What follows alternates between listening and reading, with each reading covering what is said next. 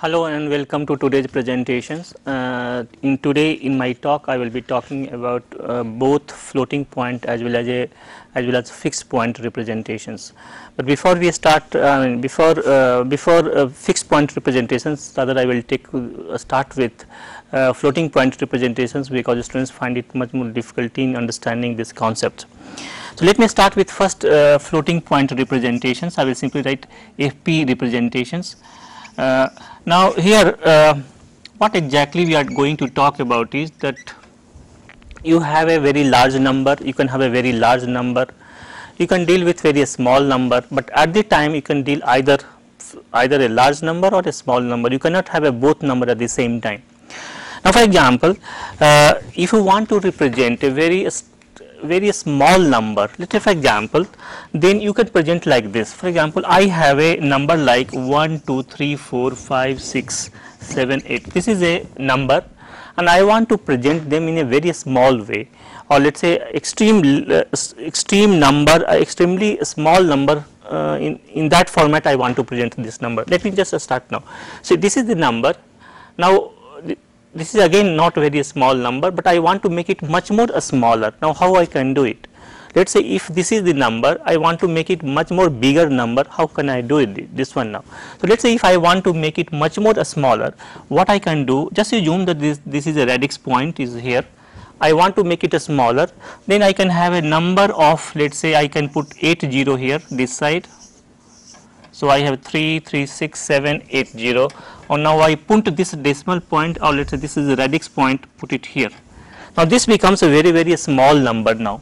So means if I have to present any number in a very smaller way, I have to shift the radix point from the right to the left. This is the one way. But if I have to present this number again as a very big number, then what I can do is, let us say this number I take it again 4, 5, 6, 7, 8. Now again the decimal point is here. So I put it decimal point, I shift it somewhere here and add 80 this side. So given a number, I can make them as a very small number or I can make them as a very big number. What is the basic game I am doing it? The radix point is here, I am just putting the radix point to the left to make it a much more smaller number. To make it much more larger number, the radix point I am putting it here, and in between I am trying to put the number of zeros now. So if the number is very small, I have only one number, that is also 0 before the to the left side of the radix point. So now this is what exactly what we are talking about, that we can have a very large number, we can have a very small number. And when we are dealing with such a large number or a small number, whenever we try to manipulate such a big number, people always do such mistakes. So in manipulating with large number, always there is a chance of doing some mistakes. So now what we have to do, finally to deal with such mistakes, one has to find such mechanism that such errors should not occur quite frequently. So what we can do, that I can present this number in a much more compact way, and the term is called scientific notation. So the word scientific notation is basically related with floating point representations, and the basic purpose of the scientific notation is to present the complex number such as a big number or a very small number in a much more compact way. And this term, to presenting the number in a very compact way, the term is called scientific notation. For example, this number where we have a total, after the decimal we have a 16 here, again before the decimal we have a 16 in this side also, and this is a very small number. So to present this number, I can write like this. I can just put it here. So I am presenting this big number in a scientific notations format, and what I am trying to do then, I am just simply writing like this again 4, 5, 6, 7, 8. I can just put them just for multiplied by 10 to power minus 16. So this is basically what I am trying to do now, that such a big number, we have 16 digit number. So rather than putting a 16 digit, I can simply write 1, 2, 3, 4, 5, 6, 7, 8 multiplied by 10 to power minus 16. So basically what exactly things are going on here is that negative exponents indicate the movement. So, basically what I have done, this is a negative exponent now. So, negative exponent you understand is basically indicate movement to the left, whereas the positive exponent indicate the movement to the right. Now, where is positive number? Now, I can present this same number in a scientific notation form in a much more compact way like this: 1, 2, 3, 4, 5, 6, 7, 8, because we have 8 0 now here. So, this is just look like now the same number, we are putting them into different format, and this number becomes much more compact, and chances of doing error while manipulating this type of number, either the smallest number or very large number, becomes much more lesser now, and this is the basic trend now. Similarly, I can put this number scientific notations format into the binary form. Here we have put them everything into decimal, but system works with the binary number now. In binary number also the same concept is used to present a number into a compact form for the smallest number or for the biggest number. A smallest number we are talking about a very negative number, and positive and largest number we are talking about a positive exponent now. So, now with this basic background that what exactly we mean the large number and the small number, let me talk about in computers we have a standards now. We deal with large number of standards. You take up any discipline in computer science, we deal with large number of standards. For example, take example of computer network, we deal with lots of standards. So, you come through lots of protocols, and there is a standard for all these protocols are there. So, similarly, like for example, IEEE 802.3, 802.4, 5, 6, 7 all. So, they are the standards which define the specifications of different type of protocols. Similarly, in computer architecture also, while dealing with the number, we come across with certain standards, and these standards are again known by the IEEE standards now. So, we have two types of standards with this for presentation of the complex numbers, large number or very small number or negative number or the positive number. We come with two types of format. These are known by the IEEE standards now. So, the two standards are there, and let me just explain you what this standard is. So, now the standard is what we call them, one is called IEEE 7.754, and the second standard is IEEE is 854. So, these two are the standards, and known these standards are known as IEEE 754. The IEEE 754 or 754 is basically is stands for 32-bit format, whereas the IEEE 854 they stands for the 64-bit format. Now, again the 32-bit format is also known as a single precision, whereas the 64-bit format is known by as double precision.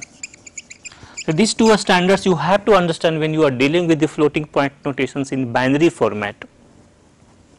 I will simply show you the specifications here. So, double precisions.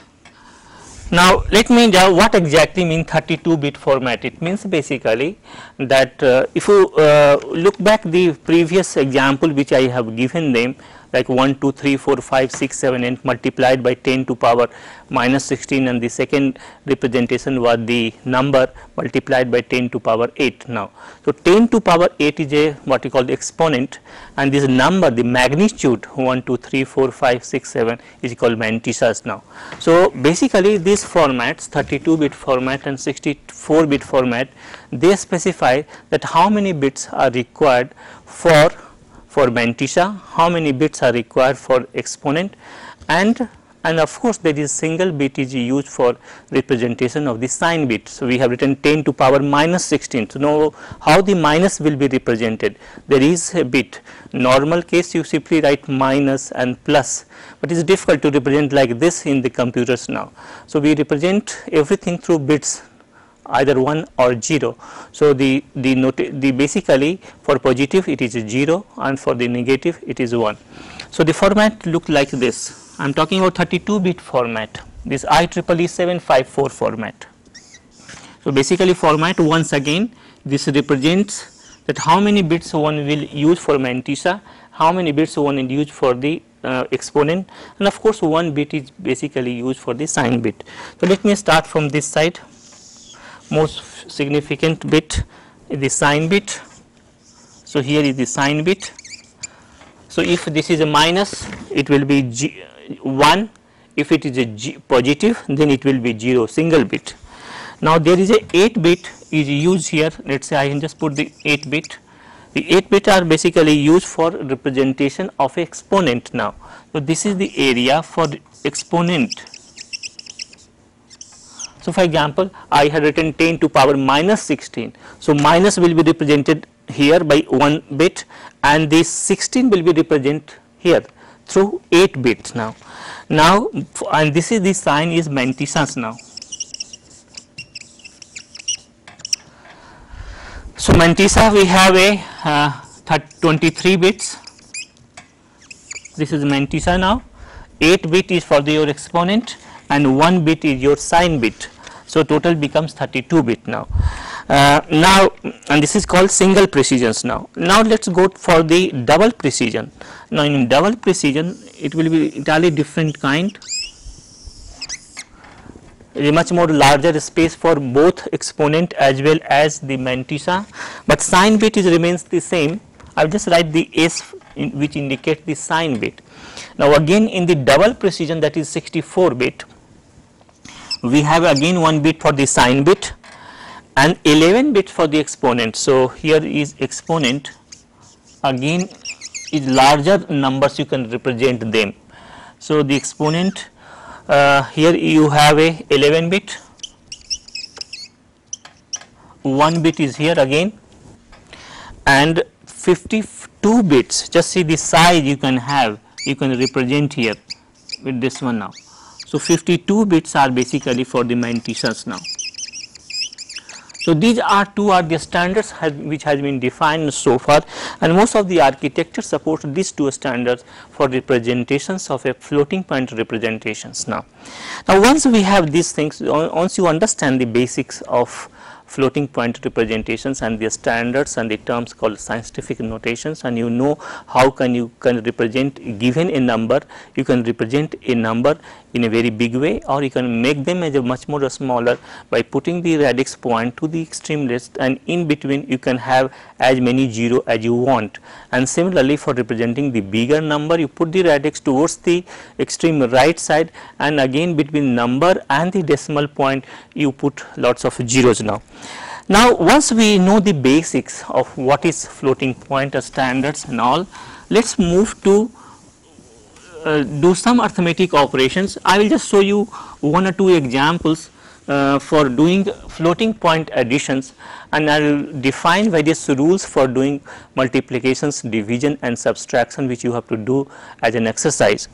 So let me now, the next subtopic for my discussion will be arithmetic operations on floating point. So I will just write down arithmetic operations on floating point. Let me first give you some basic rules, and then let me start with first what we call them additions. And this is the and I will take 2-3 examples, and has basic there is some purpose to give you 2 or 3 examples. So we will take floating point additions now. Now let us say in the beginning, let us say I have 2 numbers. Let us say I am just define number x and there is a number y, and then we will come up with a concrete numbers now. Let me give some generic numbers and define certain rule and translate them with specific examples. So we have, let us say the number is, let us say we have a multiplied by 10 to power a. I am taking them into decimal format, but you can translate them into the binary. So the number is x and y, and the value which I have taken is a multiplied by 10 to power a, where a is a mantissa and the 10 to power a, or basically this smaller a, represents the exponent value now. Similarly y, the b is a mantissa part, magnitude of number, and then this is 10 to power b, where b is your the exponent value now. So you have to go to follow 4 steps if you want to do the additions of a floating point number. Now what I have to do is, that is the rule number 1. First I have to compare the exponents. So the first rule is, I have to compare the exponent.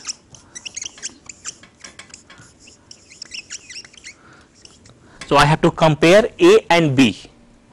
Now after comparing, you have to do the align the mantissa, means you have to decide where the radix point will shift, towards the left side or towards the right side, so that the exponents should be equal.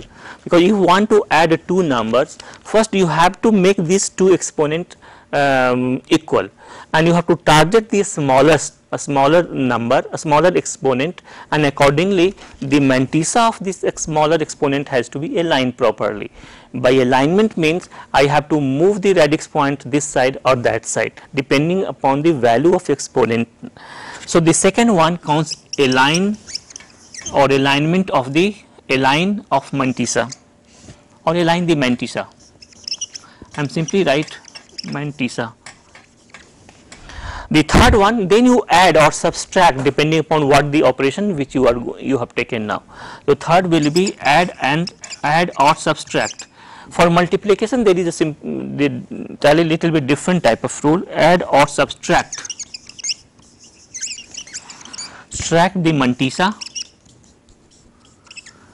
And the fourth is, again you have to normalize the result.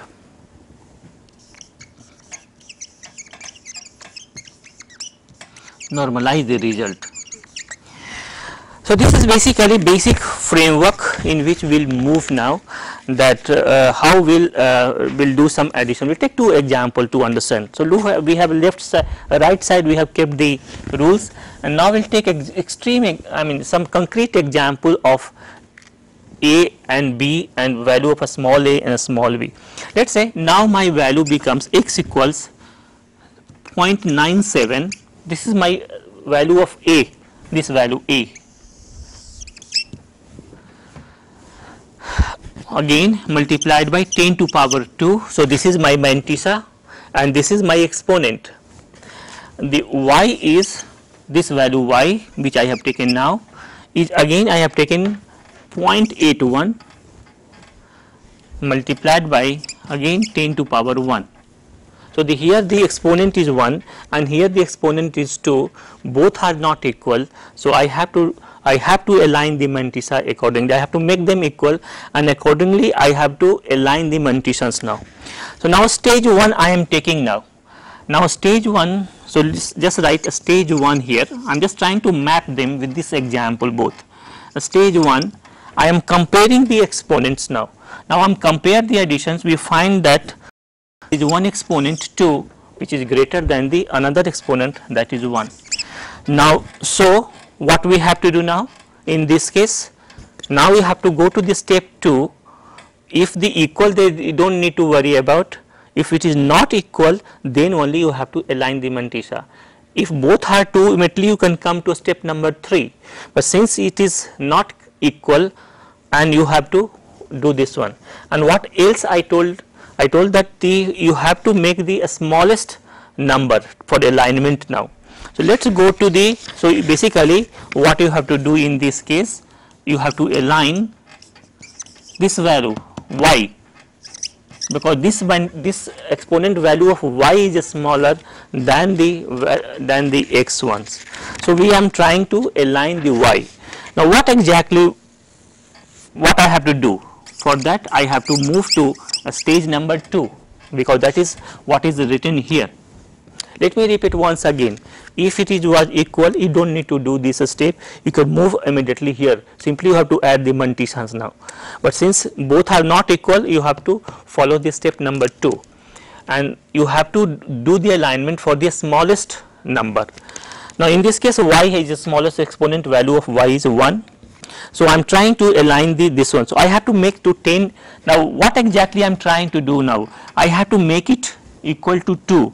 To make it equal to 2, I have to, so basically aligning the mantissa for y, what I am trying to do, I am just moving the decimal point, so I am making 0.81. Earlier it was 0.81, now it has become, so again I am moving the decimal another this side left and adding 1 0, so that the exponent should increase. Now 0, now it will become for that 2. So now this has become, what I have done is that I have aligned my mantissas now.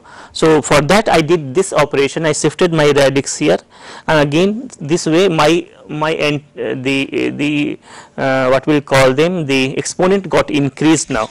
Once you have this one, now the stage number 3 will move to a stage number 3, and this case what I will do, that I will add the mantissa. So go to the stage number 3 now. Once we have done, let me move here, let us say go to the state number 3 this side, state number 3, add the mantissa. So what simply I will do, I will simply add 0.97 plus 0.081. This is what basically we are doing now, and now after that what we have gone is 1.051. So the third stage is completed, and again this is again, because both we have aligned now. Now we will move to this one, normalize the result. Again, if this is basically what exactly is like this. So basically what we have now, because now the value we have got 1 here. If they were not 1, then you do not require to normalize them.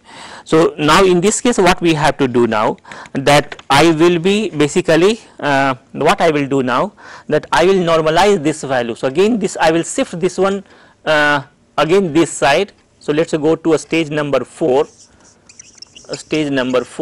I will move this one and again increment the my exponent value. So what we have basically 0.1, this point I have brought it here, this now. So 1051, again it will become 10 to power 3. So this is basically the step number what we have is now that we have follow through 3 or 4 steps now, and this way we incremented aligned the mantissa, incremented the exponents, added the mantissa, and finally normalize the result if there is a one value of 1 left to the radix point. Now I will give you another example where I don't need to normalize the result.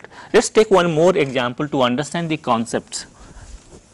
Now you can take some more examples to understand how things take over.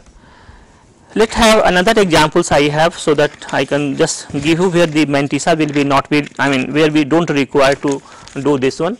Let us say my value of x, again I am taking the value of x is 2.9400 with different type of examples which we have taken now.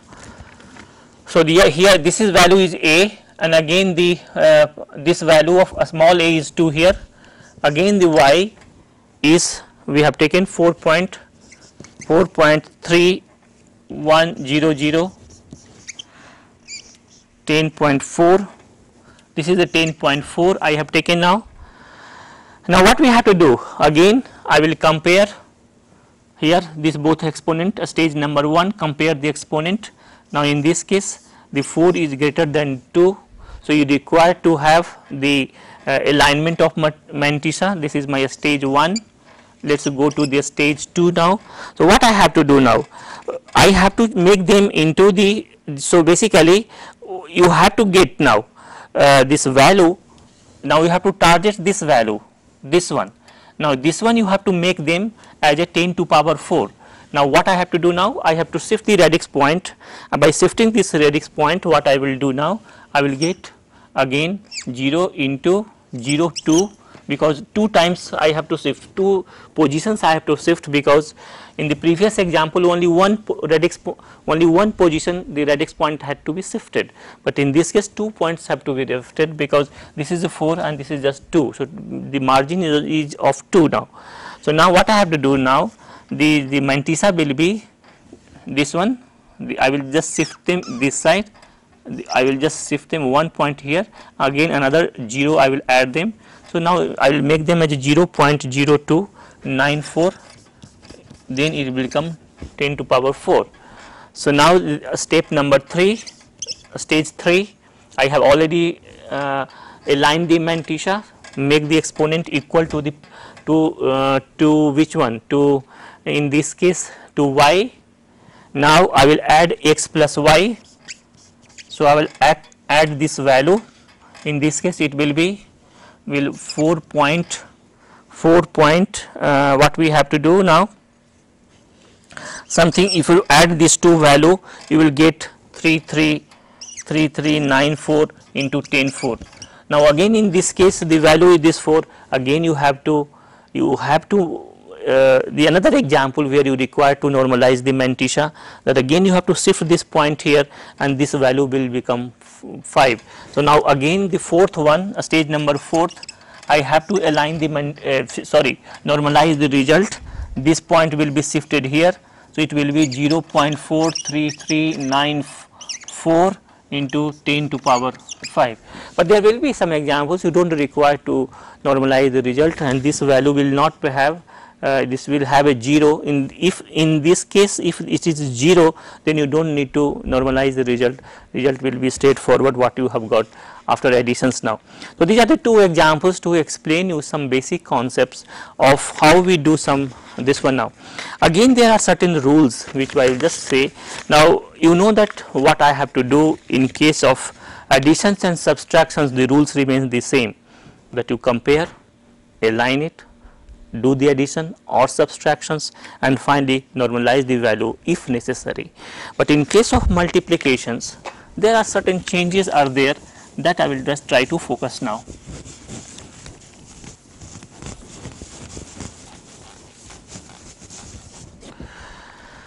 So, this is simply writing multiplications rule, multiplications or basically we simply write multiply rule of a floating point. Now, the first rule is add the exponents and subtract 127. So, we are simply add the exponent. I will simply write the rule, I do not have an example right now to explain you. Add the exponents and subtract 127.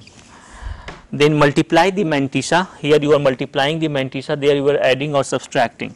So, you are multiplying mantissa, apply the mantissa and determine the sign of the result, and then finally you normalize the resulting value if necessary. So, what we are doing, adding it, multiplying them, and you normalize them accordingly. What we are trying to do in the divide rule, we are subtracting the exponent and adding 127, dividing the mantissa and determining the sign of the result, again normalizing the result value if necessary. So, this is basically basic idea. Now, you have got that what is a floating point, how to make a big number, smaller number, how to move the radix point accordingly in case of a biggest number or the smaller number you want to do, the concept of a scientific notation, two standards we have defined, 32-bit representation, 64-bit representation, or single precision representation, or 64 or double precision representations. Then we define the various rules for addition, subtractions, multiplications and division, and gave you two examples to understand that how the mantissa will be aligned, how and in what case the result has to be normalized. Now, once we have this way, we have finished the first part of my talk, what is called fixed point representations, the floating point representation. Let us move to the fixed point representations. So, now we move to the another subtopic is called what we have a fixed point representation. It is much more simpler than the floating point representations. So, we have a fixed point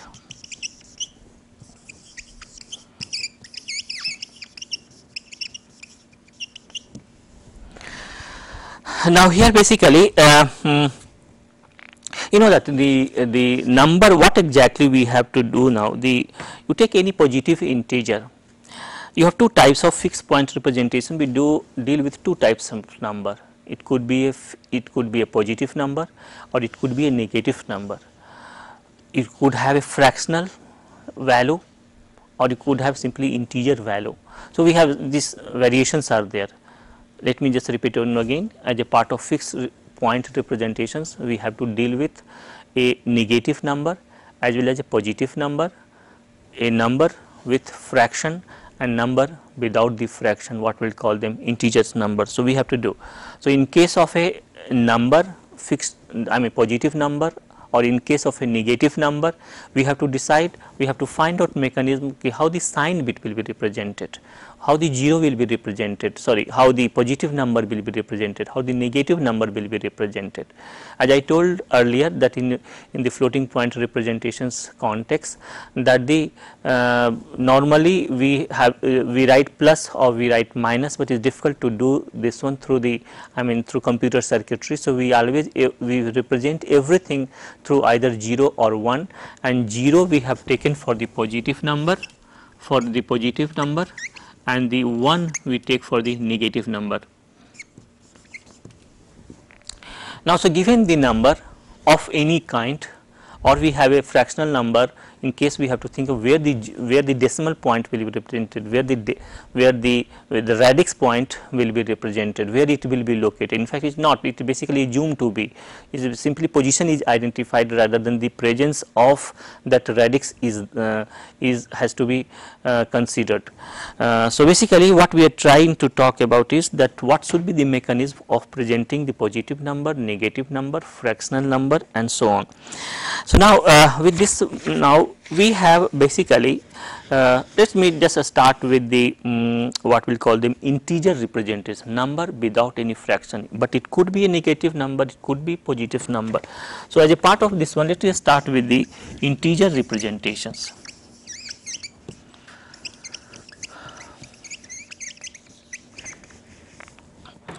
So for example, let us say I take number 14. I say this is my number 14 number. Now how I have to present this number? So I can have a plus 14, supposed to be, if you do not write any sign, so supposed to be a positive number, or I can have a negative numbers now. So the positive number can be represented, although it is not used that way. There are three basic techniques are there, three basic techniques for representation of an integer number. One is called signed magnitude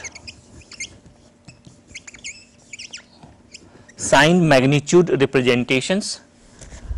The second one is, so for positive number, for a positive number which has a plus sign, we have only one way to present it, that is called sign magnitude. But the negative number can be presented various ways, and at least two ways one can present the negative number. One is called signed ones complement.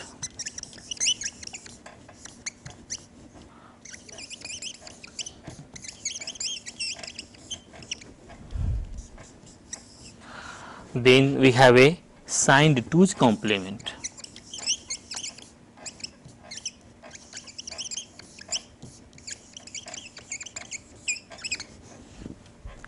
And this one I will just try to represent now.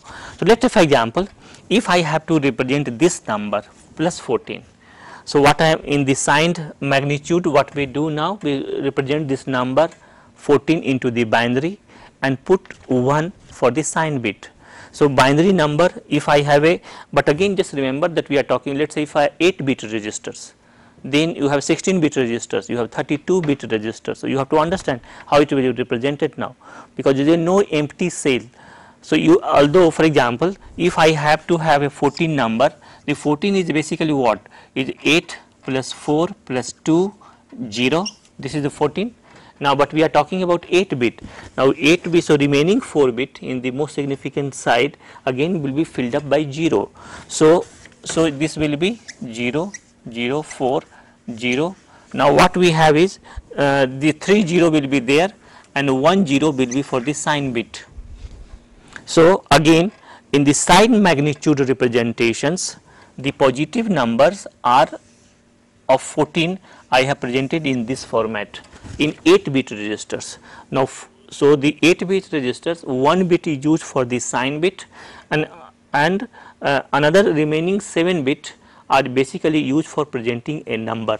So now we have, now actually the number are represented by only 4 bits. So 8, these are the 4, 1 1 1 0.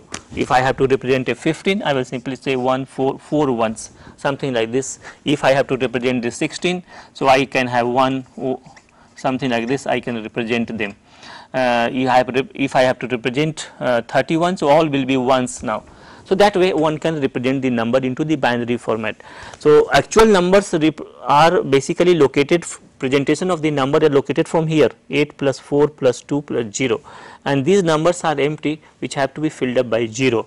If we have a 16-bit number, then accordingly we have to have so many bits will be filled as a 0, and only 1 bit will be meant for the sign bit. So this is basically signed representations or signed magnitude representations of a registers of a number 14 in 8-bit registers now. But how this number will be represented in the sign magnitude if the number is negative now. So in sign magnitude representations of any number, let us say negative number, only this bit is changed, the sign bit is changed, and remaining remains the same. So here will be 1 and 3 0, which we have written, and 1 1 0, 3 ones and 0. So this is actual 14, and because of the registers requirement we have kept 3 zeros, and the sign bit, so this is basically for the minus, I will just put them like this. So I have represented, but when it comes to the ones complement, so this is my signed representations. I will just put this arrow here so that you can relate it, what exactly, which number, I mean which representations mode this number is in. The second one will be in the signed ones complement. Again every bit is complemented, including the sign bit. So you put your number into the positive format in this one, and in ones complement what we have to do, this bit is, every bit it change. So I am just putting 1 1, and then here will be again 1 1 1, this will be 0, this will be 0, this will be 0, and this will be 1.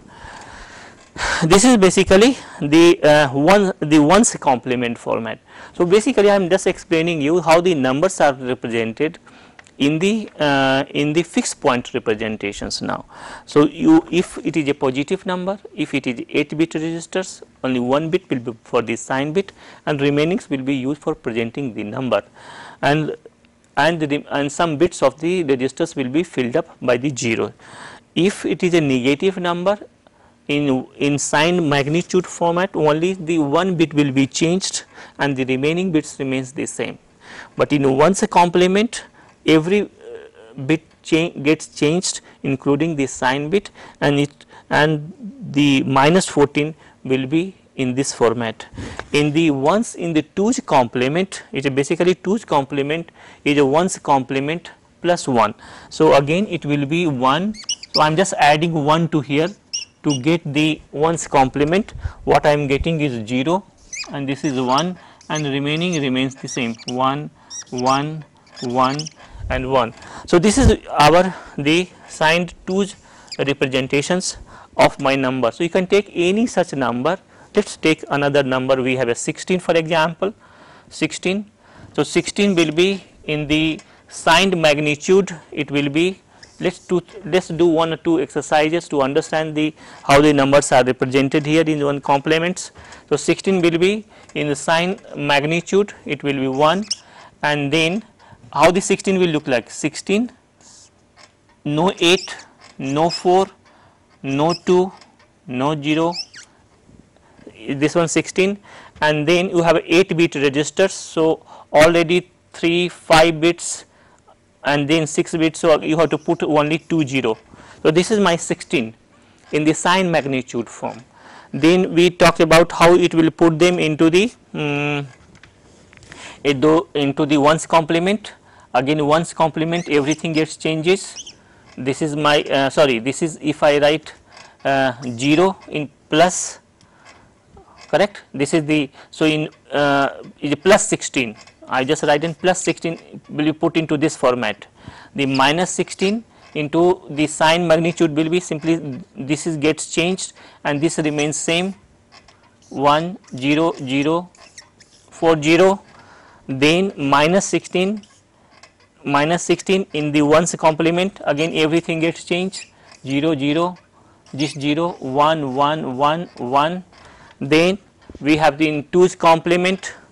In the twos complement we have again this number minus 16 in twos complement. What I am trying to do, you have to add 1 because the twos complement is ones complement plus 1. So, I am just adding 1. So, what I will get 0 0 0 0 1 0 0 and 1. So, this is my 16th complement, this is minus 16 into the these representations now, and you can simply do some arithmetic additions accordingly. Let me just see one or two example to show you how the arithmetic additions takes place in the for example the ones complement, or you can take the twos complement and see the result. So, for example, let me just take one or two example to understand how the arithmetic additions will takes place in the what we call them is twos complement. So, we will take one or two examples to understand.